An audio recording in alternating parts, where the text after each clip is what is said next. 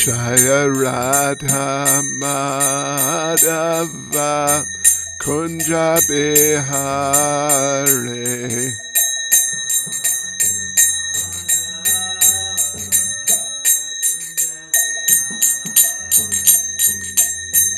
Gopi Jana Ballava Giribharadhari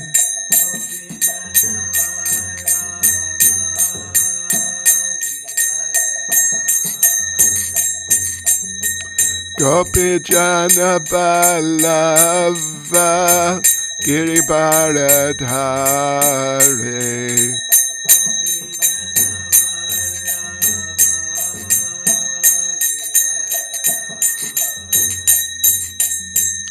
Yashodanandana Vraja Janaranjana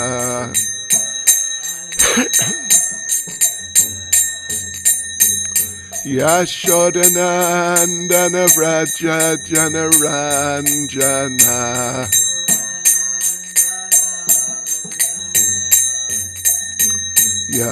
Yamunatira Vanachare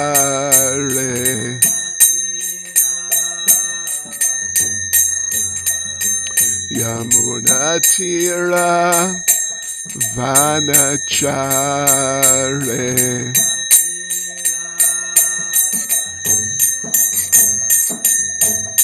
Jaya Radha Madhava Kunja Bihari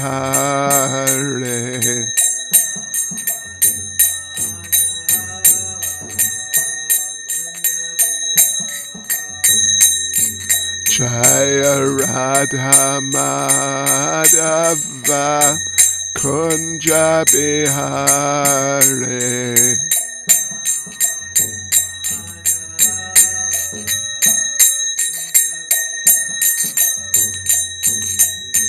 Gopi Jana Ballava Giribharadhari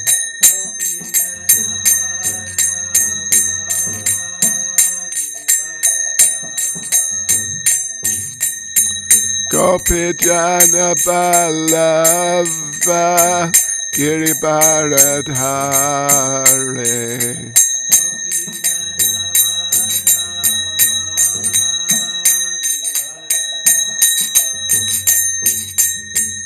Yashodanandana Vraja Janaranjana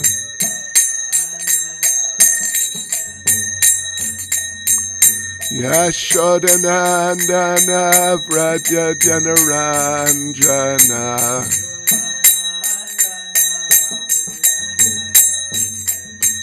Yamunatira Vanachare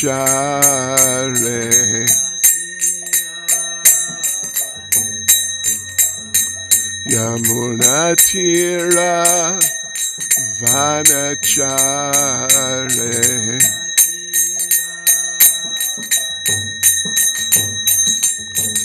Jaya Radha Madhava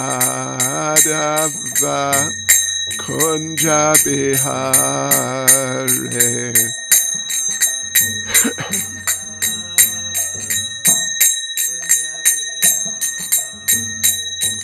Jaya Radha Madhava Kunja Bihari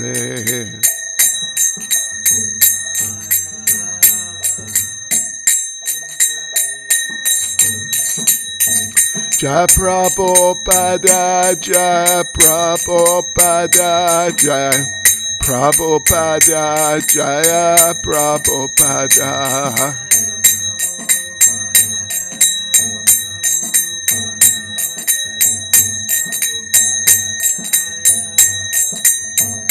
Jaya Prabhupada Jaya Prabhupada Jaya Prabhupada Jaya Prabhupada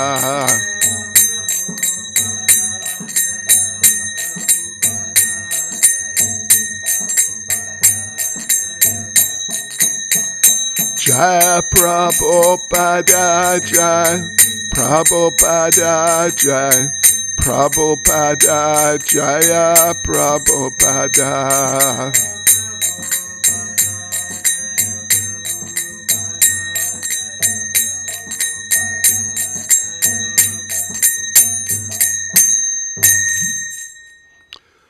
Jam Vishtavad Paramahangs Aparivrajik Charis Tadisasi Smat His Divine Grace. A.C. Bhaktivedanta Swami Srila Prabhupada Ki. ISKCON's founder Acharya Srila Prabhupada Ki. Grantharaj Srimad Bhagavatam Ki. Shishi Radha Radhanath Ki. Sri Giri Govardhan Ki. Sankirtan Yagya Ki. Go Premanande. All glories to the Desamal devotees. All glories to the Desamal devotees. All glories to the Desamal devotees. All glories to Sri Guru and Sri Gauranga. All glories to Srila Prabhupada.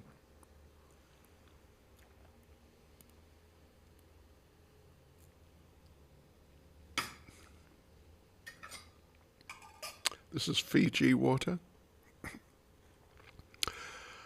Om Namo Bhagavate Vasudevaya.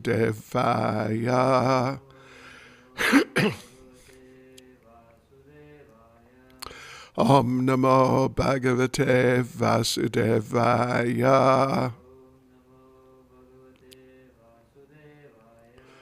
Om Namo Bhagavate Vasudevaya.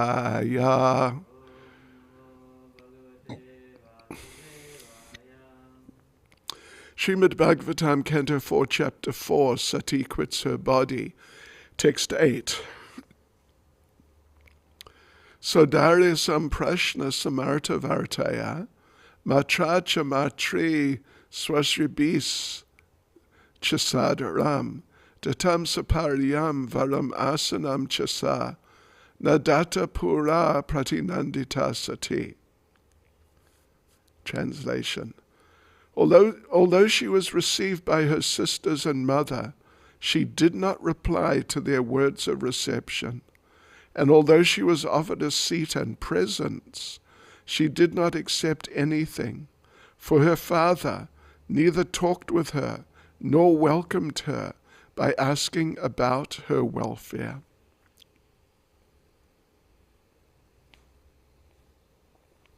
Purport by Srila Prabhupada. Sati did not accept the greetings offered by her sisters and mother, for she was not at all satisfied by her father's silence. Sati was the youngest child of Daksha, and she knew that she was his pet. But now, because of her association with Lord Shiva, Daksha forgot all his affection for his daughter, and this very much aggrieved her. The material bodily conception is so polluted that even upon slight provocation, all our relationships of love and affection are nullified. Bodily relationships are so transient that even though one is affectionate towards someone in a bodily relationship, a slight provocation terminates this intimacy.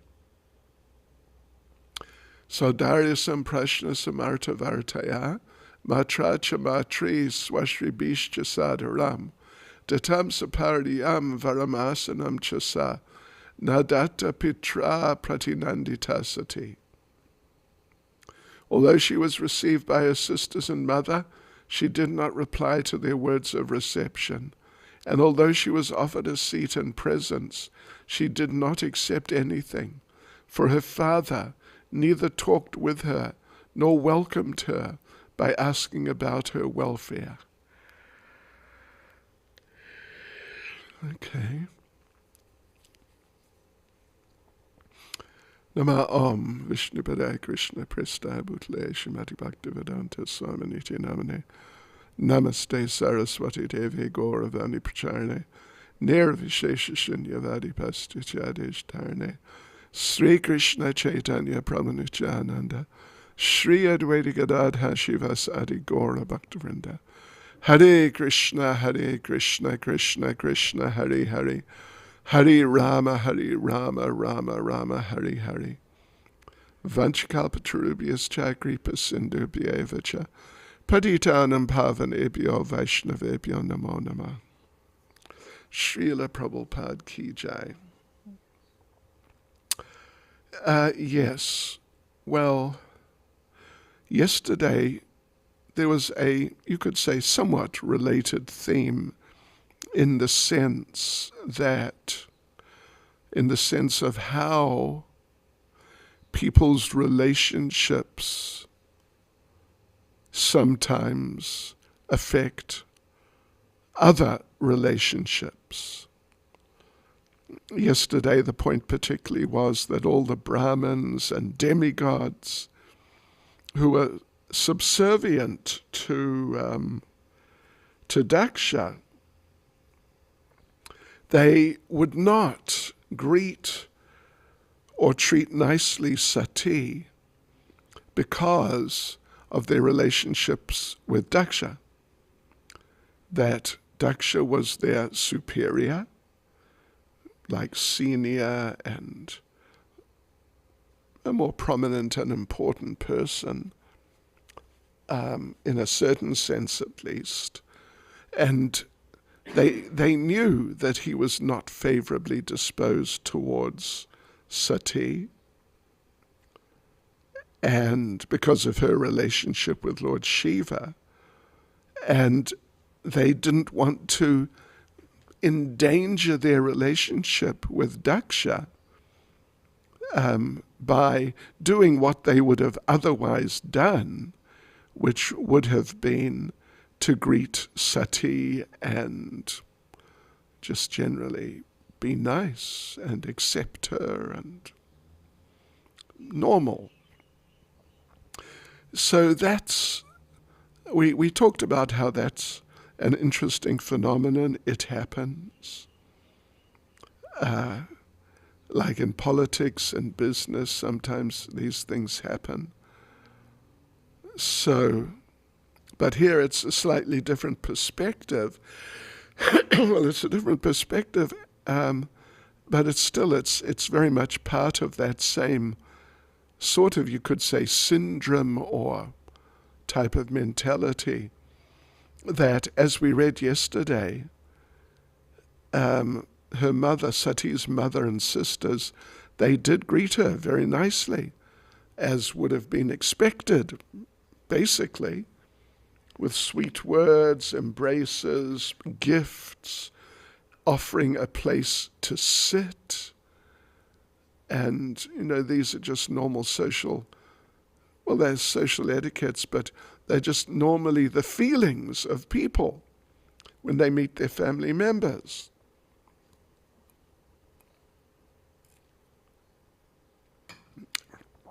And particularly, perhaps, well, you could say, particularly ladies, as was mentioned yesterday. Ladies tend to be more soft-hearted. Men are sometimes, Prabhupada said, very hard-hearted. So for ladies, to greet like that is just very normal. How many times have we seen that sort of situation? Greetings amongst ladies.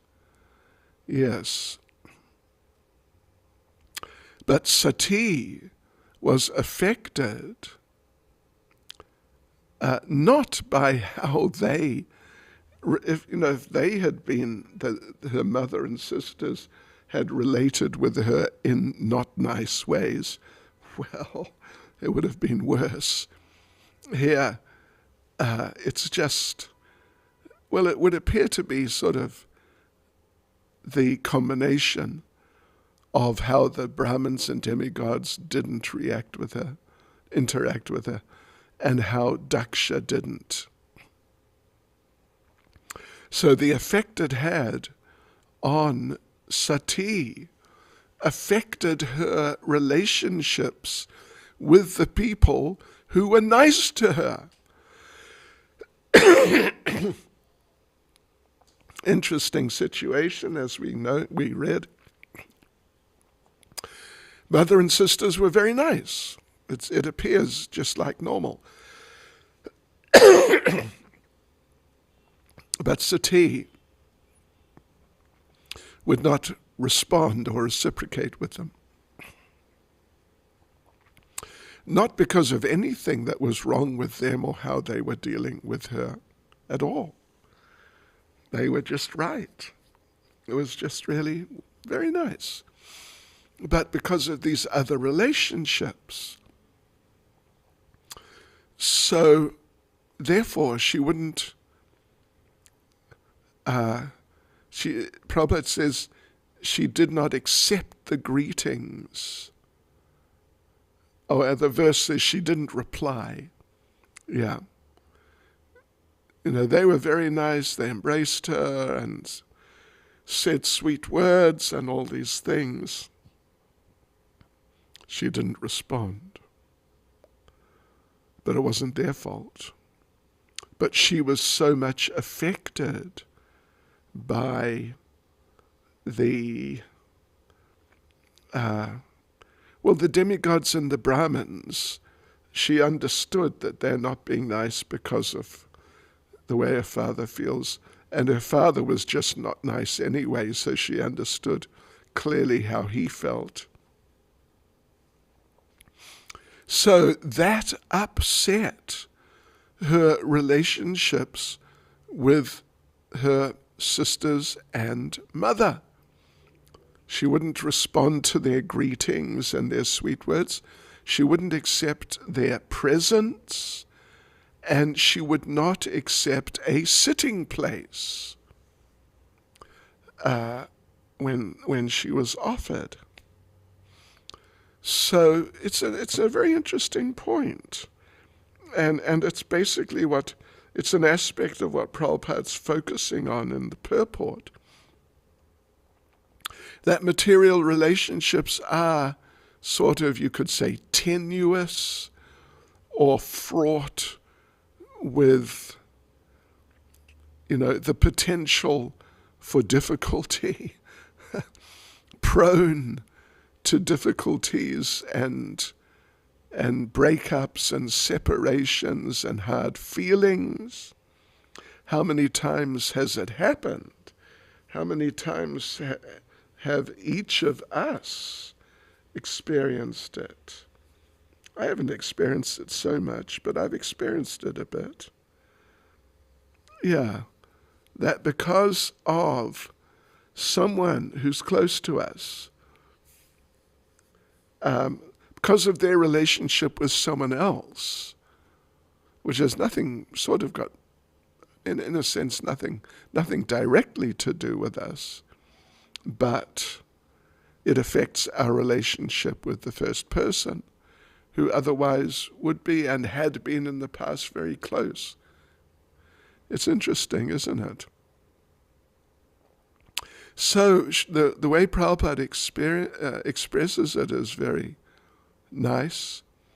The material bodily conception is so polluted that even upon slight provocation, all our relationships of love and affection are nullified. Yes, so that's a very important point, that there is pollution in these relationships. They're not pure relationships. The love and affection is not as pure as people think it is, or expect it to be, or want it to be like that. This is because in the bodily concept of life, everybody basically has the idea, what is good for me? I will pursue what is good for me, and what is not good for me, at least according to my calculation, I will just not bother with. I'll just not bother with. Yeah. I won't have anything to do with it. And maybe not even that, but maybe I'll just actually become antagonistic.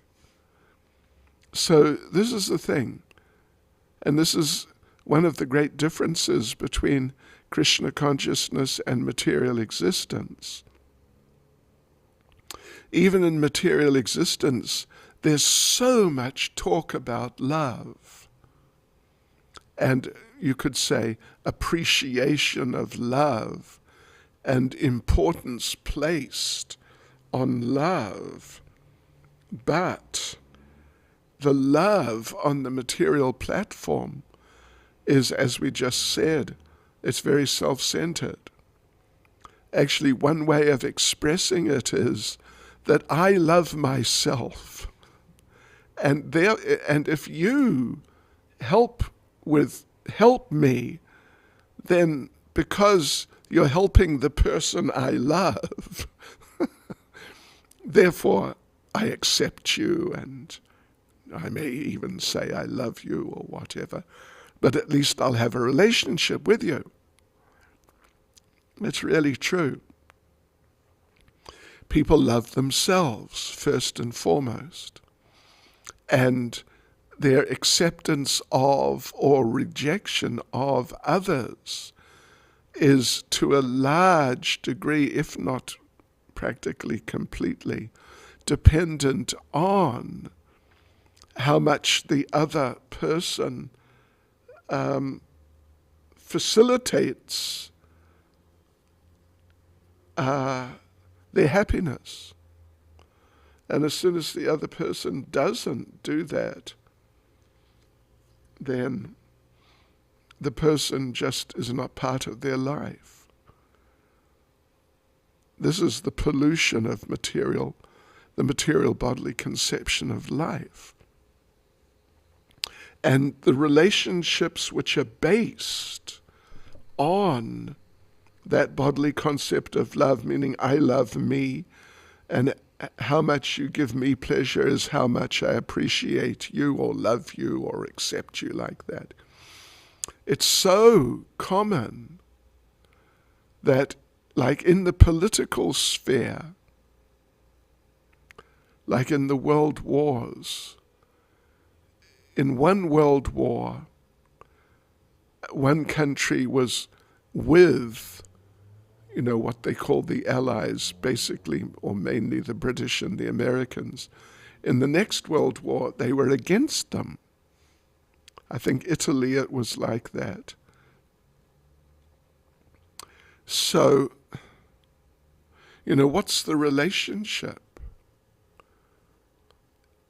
There's no real deeper relationship at all. And as Prabhupada says, even slight provocation, then the love is lost. Just one mistake in the relationship, even not a mistake, but which is thought to be a mistake in the relationship, and the relationship becomes damaged. So this is very different from love. Real love is there in Krishna consciousness, and in the sense of love for Krishna and Krishna's love for us, and then on the basis of that can develop love for others. And that's why we see amongst the devotees there are oftentimes, in so many cases, but at least oftentimes, so many very affectionate relationships amongst devotees, all centered on the relationship with Krishna. So this is the reality. And even sometimes when between the two people, devotees, some problem arises, but usually it's easier to get over because of the shared love for Krishna and the love for the process of Krishna consciousness and other devotees. But, yeah. Anyway, so things operate like this in so many cases. I remember when I first went to Latvia to Riga, is the capital of Latvia, and we have a big temple, pretty big temple there. And there I was, and I didn't speak a word of Russian. Maybe da and niet, maybe, but maybe not also, but definitely not more than that, if that. And I was there. Well, in Riga, our movement was, and probably still is, but it definitely was, a Russian movement. The only language used was Russian. Particularly in the temple, only language used was Russian. And I didn't understand a word. And there were only 2 or 3 or 4, anyway, a small number of devotees who could speak English. But I got on with the non-English speakers very nicely. The relationships were nice. Although we couldn't understand each other much, at least only with great difficulty. But the mood was really very nice. So this is how it works. And sometimes parents reject children. Sometimes husband and wife reject each other. And sometimes children reject parents. When I was young, in my later teenage particularly, just teenage, you could say, years, then there was the hippie movement. And amongst the hippies, parents were not appreciated. They were really not appreciated. And I'll be quite honest, I didn't appreciate my parents. Not that they really did anything against me, but just because they were older, they were uncool according to the culture. That was all. They were uncool according to the culture. And as Bob Dylan sang, which, I really accepted, there's a song of his very famous, "The times they are a-changing. Come mothers and fathers throughout the land, and don't criticize what you can't understand. Your sons and your daughters are beyond your command. Your old road is rapidly changing, so get out of the new one if you can't lend a hand, because the times there are changing." That's amazing, isn't it? I can still remember it. And that was from the 60s. That was from, like 64, 65, 64. Yeah, more than 50 years ago. It made an impression on me. But the idea, what he was expressing the feelings of so many young people. It was amazing, actually. Rejecting their parents. Although in so many cases, the parents didn't do anything worthy of being rejected for. So, yes, but it's all on the basis of the fundamental principle of the material bodily conception of life, which is that I am the center of my life. And my pleasure, satisfaction, and progress, and all these things are the main things that matter to me. And anyone who facilitates that and accepts and gives me pleasure directly or indirectly in some way or other, I accept. And anyone who doesn't do that, even if they don't do anything against me, but they just don't positively help me, I reject. I'm not interested in, or you could say I reject. So this is being demonstrated so vividly here. As we've said, this particular pastime is just full of lessons, full of important points in Krishna consciousness. It's really so true. And I'm sure we've seen it. I've seen it so many times. It happened in my own life to some degree, not so much, but one of my friends who was a close friend in New Zealand happened to be in London when I joined the temple. And he came to see me like the first day or the second day. And I could tell, he was just, how would you say, sarcastic and condescending towards me. Oh yeah, definitely. So therefore we have to be in Krishna consciousness. And we have to progress in Krishna consciousness. And then we will, we'll be happier, and we'll be able to have better relationships, particularly with devotees. Yeah.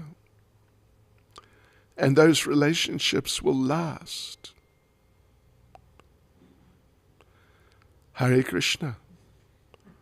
Srila Prabhupada Ki Jai. A shorter class. Such is life.